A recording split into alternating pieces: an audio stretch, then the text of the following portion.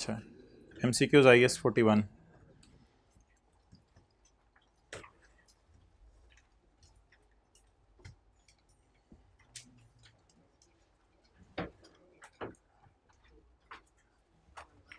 To which of the following items does 514 किन items के ऊपर IS 41 लगता है? भाईजान, जानवरों की फेयर वैल्यू चेंज हो गई तो यानी कि महंगे हो गए, मोटे हो गए, तो क्या IS 41 लगेगा? जी बिल्कुल। वो जो रीयर एंड के ऊपर हम गेन की कैलकुलेशन करते थे, लकड़ियां मेरे ख्याल से कटी हुई पड़ी हैं वुड यार्ड में, IS 2 लगेगा, IS 41 नहीं लगेगा। लैंड है हमारी जिस पे हमने वेजिटेबल उगाने हैं, वेजिटेबल्स की बात नहीं हो रही, लैंड है जिस पे वेजिटेबल्स उगाने हैं, IS 41 नहीं लगेगा। यार ये जो होता है ना, cost of developing a new type of seed, तो ये सीड डेवलपमेंट असल में लैब में होता है और ये साइंसदान करते हैं और ये IS 38 की चीज़ है, तो इसलिए इसके ऊपर आप IS 41 नहीं लगाएंगे। सीड डेवलपमेंट का लफ्ज़ लिखा हुआ है, cost of developing a new type of seed which is resistant to tropical diseases, जो डिजीजेज से बचाएगा आपको। तो ऐसा डिजीज, ऐसा जो है सीड बनाना कहाँ काम होगा? फैक्ट्री के अंदर होगा या लैब के अंदर होगा या ज़मीनों पे होगा? लैब के अंदर, इसलिए इसको इंटेंजिबल कहते हैं। Okay, IS 41 should be applied to account for the following. IS 41 में इन चीज़ों की अकाउंटिंग होती हैं, शर्त यह है कि ये एग्रीकल्चरल एक्टिविटी हो रही हो। कहते हैं ज्यूम कर लो एग्रीकल्चरल एक्टिविटी हो रही है, IS 41 में इन चीज़ों की अकाउंटिंग होगी। बायोलॉजिकल एसेट्स की अकाउंटिंग बिल्कुल होगी IS 41 में। Agricultural produce at point of harvest IS 41 deal करेगा। कुछ गवर्नमेंट ग्रांट्स को IS 41 डील करेगा, सबको नहीं करेगा। Land related to agricultural activity को IS 41 डील नहीं करेगा। इंटेंजिबल्स को भी IS 41 डील नहीं करेगा। IS 41 is applied to agricultural produce before harvest, at harvest, after harvest या before, during, after harvest? क्योंकि एग्रीकल्चर प्रोड्यूस बिफोर हार्वेस्ट अगर मैंगो लगे हुए हैं तो उनको तो मैंने बायोलॉजिकल एसेट का नाम दिया। ऑप्शन बी, एग्रीकल्चरल एक्टिविटी में वो पिक्चर जहन में लेके आए, गधे बड़े हो रहे थे, मिल्क प्रोड्यूस हो रहा था और चूजे पैदा हो रहे थे, तो ये तीनों चीज़ें एग्रीकल्चरल एक्टिविटी के डेफिनेशन में फॉल करती हैं, इसलिए ये हम टिक करेंगे C. Identify whether the following items should be accounted for under IS 41। Dairy cattle, बिल्कुल जानवर तो IS 41 में आएंगे। Milk at point of harvest भी IS 41 में आएगा। चीज तो वो जो कॉलम बने हुए थे ना तीन, उसमें तीसरा कॉलम है, तो ये तो प्रोसेसिंग के बाद आएगा। Agricultural activity covers a diverse range of activities. अच्छा, एक तो है आप जो है ना लॉजिक पे चलें, दूसरा है एग्रीकल्चरल एक्टिविटी की एग्जांपल्स ना स्टैंडर्ड में भी दी हुई हैं, वो अगर आप देखें तो आपको यहां पे मिल जाएंगी। Agricultural activity,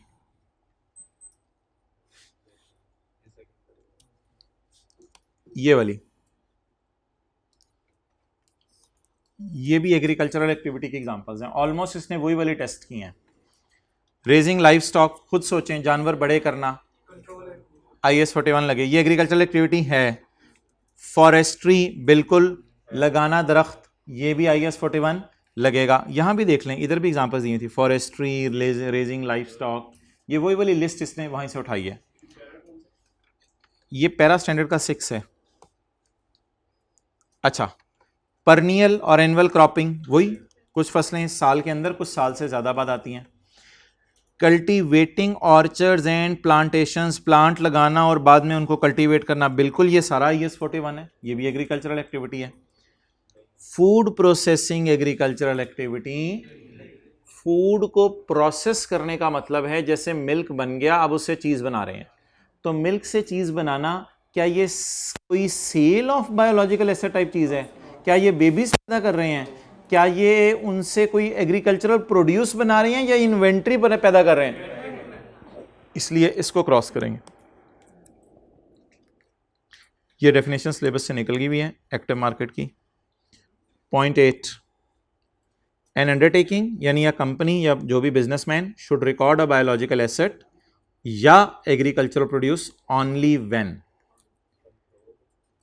control the asset, future economic benefits are expected, fair value और cost can be measured.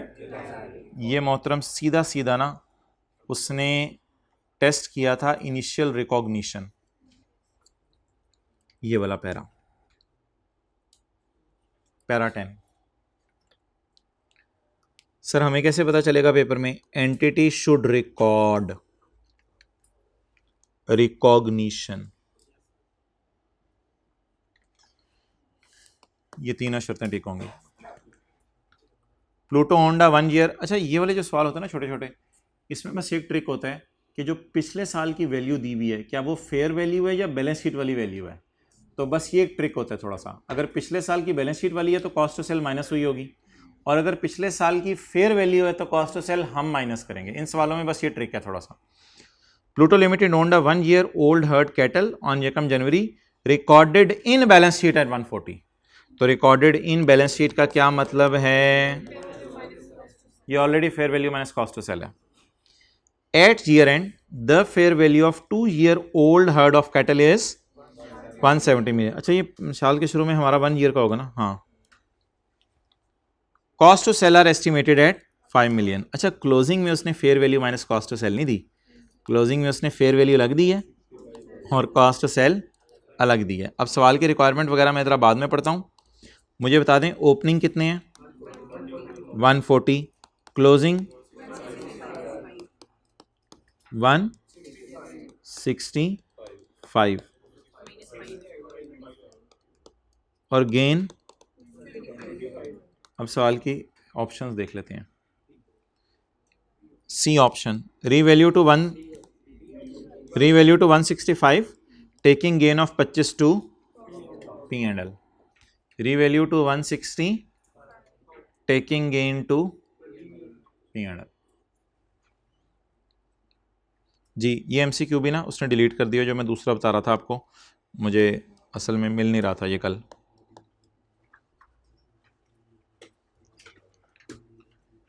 Conditional grant,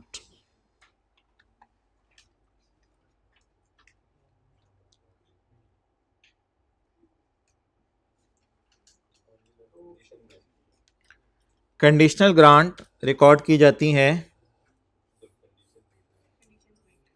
record the government grant only when the conditions are met.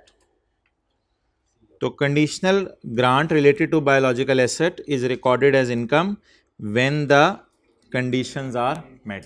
पैसे आने जाने का ताल्लुक नहीं, जब कंडीशंस पूरी हो जाए। और पॉइंट 13 पहले पढ़ता हूं मैं, unconditional grant related to biological asset should be recorded as income. ना जब रिसीव ना हो, unconditional grant should be, para 34 standard का, when the grant becomes receivable, जब ग्रांट रिसीवेबल हो जाए। 12 यहां तक कितने लोगों के पूरे मार्क्स थे? MCQ 13 तक, गुड। अ गेन और loss may rise on initial recognition of biological asset. कहते हैं बायोलॉजिकल एसेट को इनिशियली रिकॉर्ड करो ना, कभी गेन आ जाता है कभी लॉस आ जाता है। पहले थोड़ा सा रिवाइज कर लेते हैं। जब आप परचेज करते हैं ना फिर तो लॉस ही आता है, क्योंकि कॉस्ट टू सेल वगैरह डालनी पड़ती हैं, और जब बॉर्न होता है तो गेन आता है।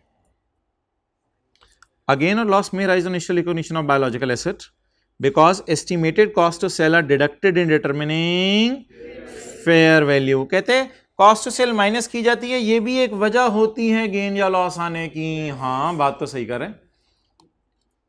कहते हैं जब एक बेबी बॉर्न होता है तब भी गेन लॉस आता है, ये भी बात इसकी सही लग रही है। यार हार्वेस्टिंग के वक्त गेन लॉस तो आता है, लेकिन ना वो इनिशियल रिकॉग्निशन बायोलॉजिकल एसेट की पूछ रहा था, हार्वेस्टिंग होती है एग्रीकल्चरल प्रोड्यूस की।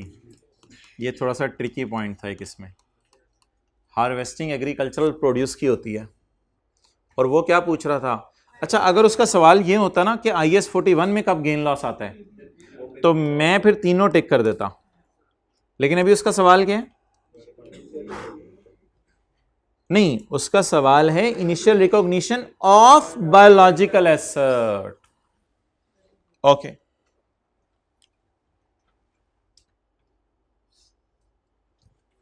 तो खत्म हो गए। 18 निकालें। अ herd of 53 year old animal was held on यकम जनवरी 13। 3 साल के एनिमल है हमारे पास यकम जनवरी 13 को, कितने? 50। ओपनिंग बताएं, येलो येलो येलो हाइलाइटर मैंने यूज किया है। 50 एनिमल है, कितने के? 32,000 के। जवाब 16।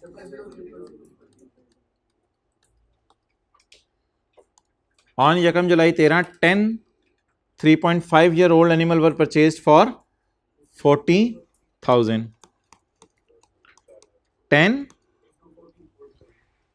into 40,000।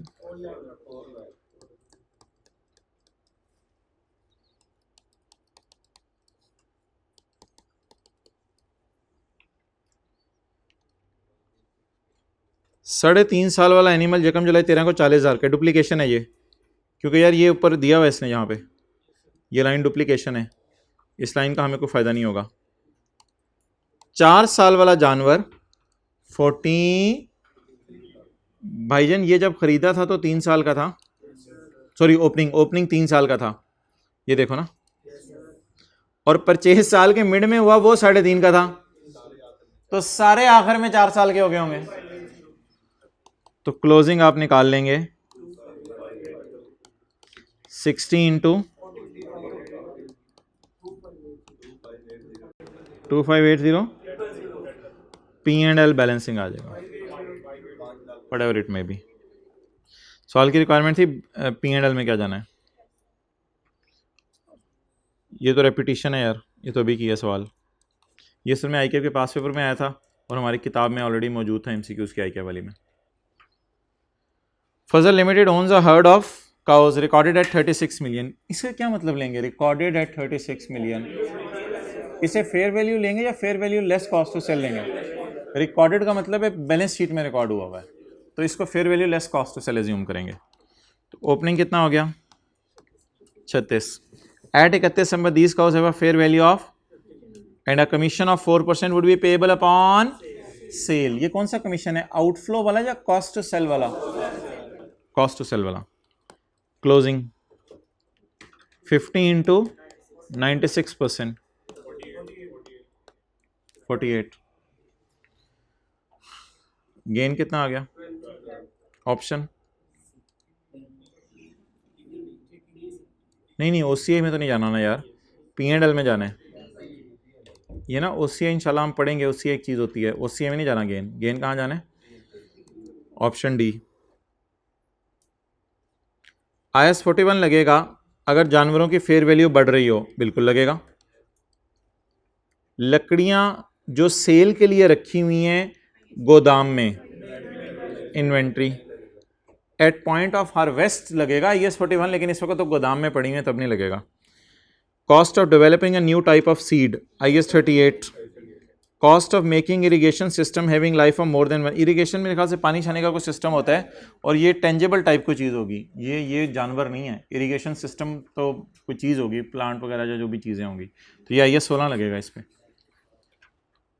और which two of the following treatments for recording a government grant related to biological asset measure at fair value are correct? Government grant के बारे में कौन सी चीज़ें करेक्ट हैं? Unconditional grant is recorded in P&L when and only when the grant becomes receivable। जी बिल्कुल।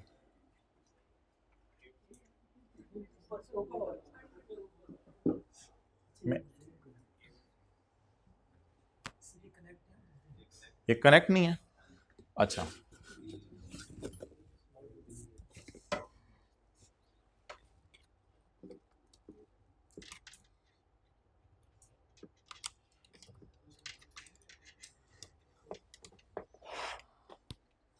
तो unconditional grant के ऊपर कब लगेगा? When it becomes receivable. N unconditional account is recorded in P&L when the grant is received. Receive नहीं, पैसे मिलना जरूरी नहीं, अगर हुकूमत ने वादा भी कर दिया तो फिर आप बुक कर लेंगे उसको। Unconditional grant, conditional grant is recorded in P&L when and only when the conditions are met. When the conditions are met. When the grant is received, बात गलत है, क्लोज करो यार।